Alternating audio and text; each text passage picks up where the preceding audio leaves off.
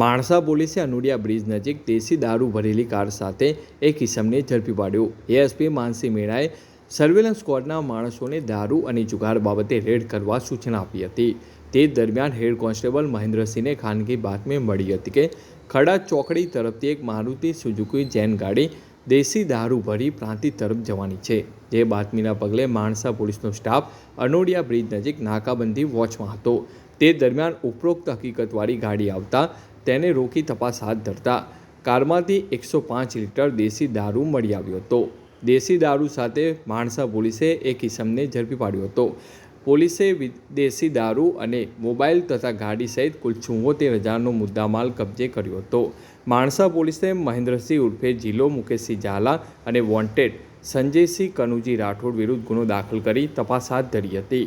ASP Mansi Mena, head constable Mahendrasinh, police constable Ghanshyamsinh, police constable Kanubhai અને police constable બળવંતસિંહે કામગીરી કરી હતી।